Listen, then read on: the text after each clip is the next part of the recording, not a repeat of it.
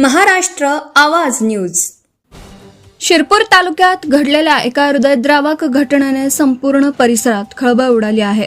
अहिल्यापूर येथील संदीप उदयसिंग गिरासे वय वर्ष 28 या तरुणाचा तापी नदीत मृतदेह आढळून आल्यानंतर परिसरात संतापाची लाट उसळली आहे. 2 दिवसांपूर्वी गिधाडे येथील तापी नदी पुलावरून त्याने उडी घेतल्याचा संशय व्यक्त करण्यात आला होता. त्यानंतर सुरू असलेल्या शोध मोहिमेत अखेर त्याचा मृतदेह नदीपात्रातून बाहेर काढण्यात आला.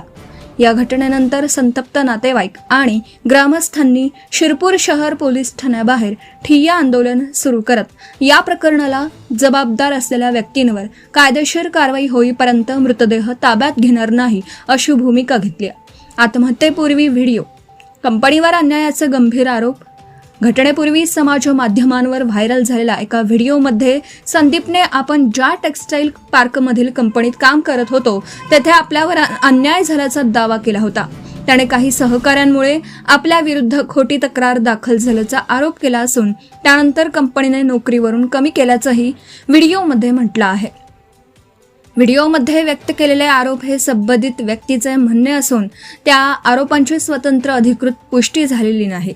संबंधित कंपनी किंवा इतर संबंधित पक्षांची अधिकृत भूमिका अद्याप समोर आलेली नसल्याने त्यांची बाजू समोर येणं बाकी आहे. पुलावर मोबाईल, मोटारसायकल आणि चप्पल.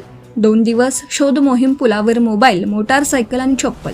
2 दिवस शोध मोहीम घटनेनंतर पोलिसांना तापी पुलावर संदीपची मोटारसायकल, मोबाईल फोन आणि चप्पल आढळून आली. त्यानंतर पोलीस, महसूल प्रशासन, आपत्ती व्यवस्थापन पथक तसेच स्थानिक पोहणाऱ्यांच्या मदतीने सलग 2 दिवस शोध मोहीम राबवण्यात आली. अखेर आज सकाळी त्याचा मृतदेह नदीपात्रात सापडला. पोलीस ठाण्यासमोर संतप्त आंदोलन. मृतदेह सापडल्यानंतर अहिल्यापूरसह परिसरातील नागरिक मोठ्या संख्येने शिरपूर शहर पोलीस ठाण्यासमोर जमा झाले. या घटनेची सखोल चौकशी करून दोषींवर कठोर कारवाई करण्याची मागणी करण्यात आली. आंदोलकांची समजूत काढण्याचा प्रयत्न पोलीस प्रशासनाकडून सुरू होते. या घटनेचा सर्व अंगांनी तपास सुरू असल्याची माहिती पोलिसांकडून देण्यात आली आहे. मृत्यूमागील नेमके कारण, व्हायरल व्हिडिओतील दावे, संबंधित परिस्थितीची तसेच उपलब्ध डिजिटल आणि इतर पुराव्यांची पडताळणी करून पुढील कायदेशीर कारवाई केली जाणार असल्याचं सूत्रांनी सांगितलं. या प्रकरणात पोलिसांकडून उपलब्ध पुरावे, व्हिडिओ, साक्षीदारांचे जबाब आणि अन्य परिस्थितीजन्य पुराव्यांच्या आधारे तपास केला जाईल. तपासादरम्यान आत्महत्येस प्रवृत्त केल्याचा पुरावा आढळल्यास भारतीय न्याय संहिता 2023 मधील आत्महत्येस प्रवृत्त करण्यासंदर्भातील लागू तरतुदी तसेच इतर संबंधित कलमांनुसार गुन्हा नोंदवण्याची प्रक्रिया होऊ शकते. मात्र कोणत्याही व्यक्तीला न्यायालयात दोष सिद्ध होईपर्यंत कायद्याच्या दृष्टीने निर्दोष मानले जाते. Subscribe now and press the bell icon.